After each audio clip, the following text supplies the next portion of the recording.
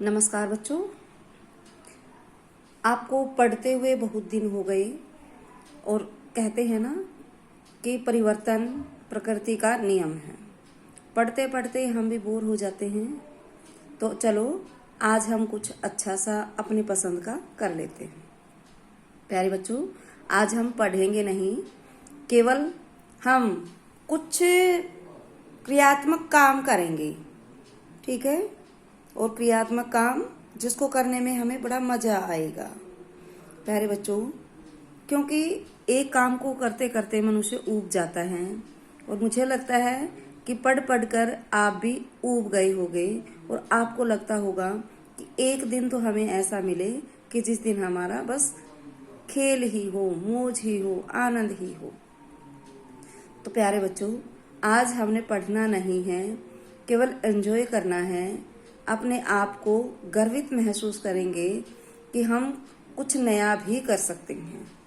तो आपको यहाँ एक तस्वीर दिखाई दे रही है। इस तस्वीर में आपको क्या क्या दिख रहा है? आपने पाठ पढ़ रखा है, लेकिन आप इस पाठ से हटकर भी कुछ नया कर सकते हैं। पहले आप चित्र को ध्यान से देखेंगे।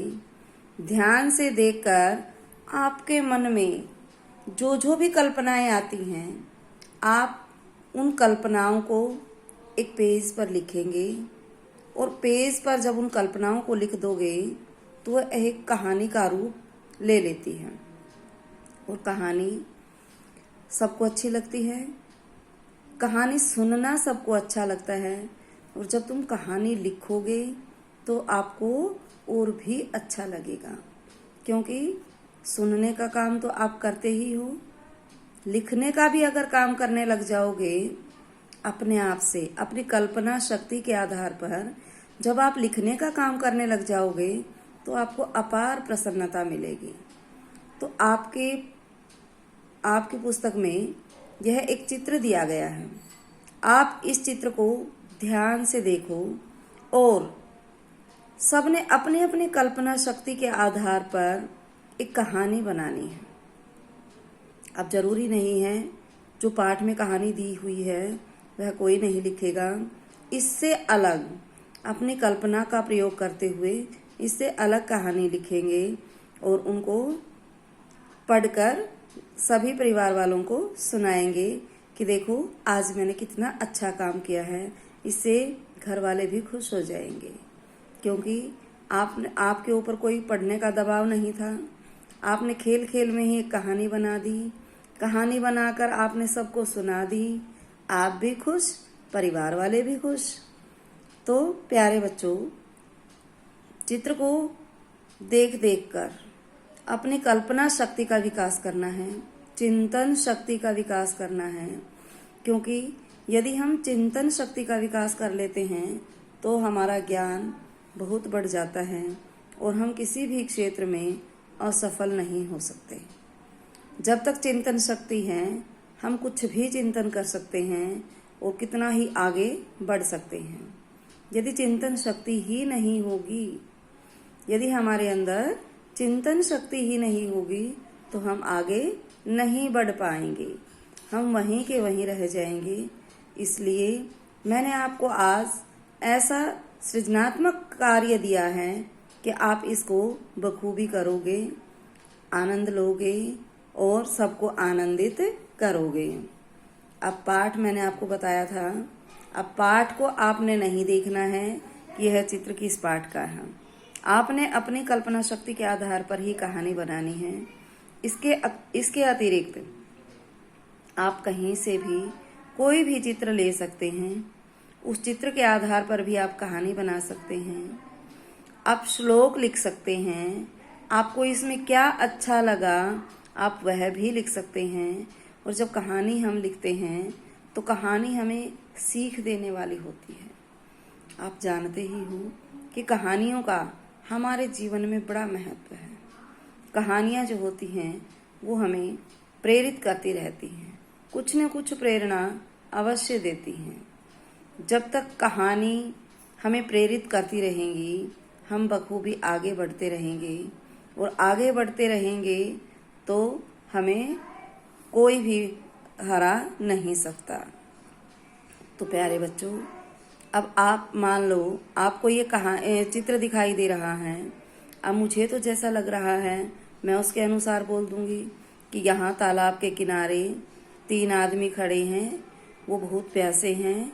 प्यासे होने के कारण वो इधर उधर भटक रहे थे।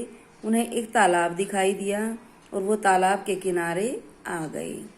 अब ये तीनों सोच रहे थे कि इस पानी में तो पक्षी भी तैर रहे हैं, तो हम इसका पानी कैसे पी सकते हैं। तो उनको बड़ी परेशानी थी। पानी पिए ना पिए ऐसा सोच रहे थे। बच्चों, आपको पता है मैं आपको कहानी सुना रही हूँ। जो मेरी मन में आया है मैं आपको वही सुनाई दे रही हूँ, क्योंकि कहानी जो मन में भाव आते हैं वही हो जाती है कहानी हमारी। आपके मन में इसके अलावा कुछ और भी भाव आ सकते हैं, तो आप उन पर आधारित अपनी कहानी बनाएंगे। फिर ये लोग यहाँ निश्चय नहीं कर पा रहे थे कि यहाँ पानी पिए ना पिए। अब एक व्यक्ति जो देख रहा है, एक व्यक्ति जो खड़ा है, वो कहता है नहीं नहीं, यहाँ तो पानी अच्छा नहीं है, क्योंकि यहाँ पर तो पक्षी इसमें पानी में हैं और इन्होंने इसमें मलमूत्र भी कर रखा होगा, तो यह पानी हमारे पीने लायक नहीं है। चलो हम आगे बढ़ते हैं और कहीं ना कहीं हमें और पानी मिल जाएगा। अब दूसरा कहता है इतने घने जंगल में हम आ गए हैं, इतनी दूर जाकर तो हमें पानी मिला है और प्यास के कारण हमारे प्राण निकलने वाले हैं, और तुम बात करते हो कि कहीं और ढूंढ लेंगे। नहीं, मैं तो यहीं पर पानी पीऊँगा और मेरे से तो यहाँ रुका नहीं जा रहा है, मैं तो पानी पीना चाहता हूँ। इनमें से एक व्यक्ति कहता है कि नहीं, इतना गंदा पानी मैं नहीं पी सकता, मैं तो यहाँ से जा रहा हूँ और कहीं और पानी ढूंढ लूँगा। वह व्यक्ति वहाँ से चला गया और वह और घने जंगल में चला गया। उसको शायद वहाँ पानी मिल गया होगा। उसने वहाँ जाकर अपनी प्यास बुझाई। फिर तीसरा व्यक्ति जो था उसने कहा कि देखिए, अब ये जो पक्षी हैं ये किस साफ पानी की तरफ जाएंगे।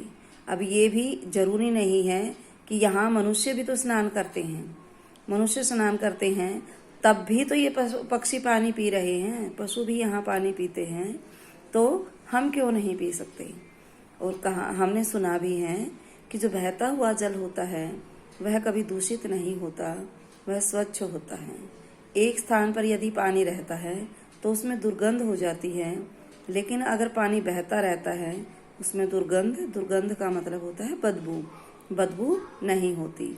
अब मैंने अपनी कल्पना के आधार पर जो मुझे लगा मैंने आपको सुना दिया।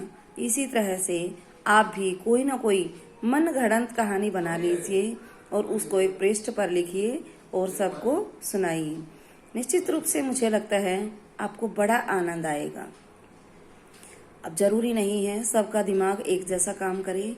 मैंने कुछ कहानी सुनाई है, दूसरा बच्चा कुछ अलग तरीके से सुनाएगा, तीसरा बच्चा कुछ अलग तरीके से सुनाएगा, क्योंकि सबकी जो थिंकिंग पावर है, जो सोचने की शक्ति है, जो चिंतन शक्ति है, वो भिन्न भिन्न होती है। इसलिए सभी अपनी कल्पना के आधार पर सुनाते हैं और अपनी कल्पना के कहते हैं कि एक हाथ की 5 उंगलियां बराबर नहीं होती। सभी बच्चे एक जैसे नहीं हो सकते। हर किसी में कोई ना कोई क्षमता, योग्यता, सामर्थ्य होती है जो उसके अनुरूप काम करता है। तो मुझे पता है आप सब भी बड़े टैलेंटेड हैं, बड़े गुणी हैं, और आप भी मुझे ये कहानी करके दिखा सकते हैं और आनंद ले सकते हैं। आपने कुछ नहीं करना है, केवल अपने मन गढ़ंत कहानी बनानी है चित्र को देखकर और उसे सभी को सुनाना है। आप चाहो तो अपनी कहानी रिकॉर्ड करके मुझे भी भेज सकते हो। मैं भी आपकी कहानी सुन लूँगी और मुझे भी पता चल जाएगा कि आपके दिमाग में क्या क्या आया, और हो सकता है जो बात मेरे दिमाग में नहीं आई इस चित्र को देखकर वह आपके दिमाग में आई होगी, या क्योंकि सबकी सोचने की शक्ति अलग अलग है। तो प्यारे बच्चों, था ना आज बड़ा मज़ेदार समय। आज के पीरियड में हम बस इतना ही करेंगे और हमने पढ़ना नहीं है, बोर नहीं होना है। आज तो हम केवल एंजॉय ही करेंगे और एक नई कहानी को रूप देकर हम सबको सुनाएंगे। और उसी प्रकार से हम किसी भी पुस्तक में से कोई भी तस्वीर लेंगे, उसी पर अपनी कहानी बना देंगे। आप अगर आप चाहो तो अपनी एक डायरी बना सकते हो और अपनी कल्पना शक्ति के आधार पर आप कोई भी कविता लिख सकते हो, कोई भी कहानी लिख सकते हो। ठीक है, आज के लिए बस इतना ही करेंगे। आपको निश्चित रूप से बड़ा मजा आएगा। आप इसको एक बार करके देखिएगा। आज के लिए इतना ही। धन्यवाद। मस्त रहें, खुश रहें।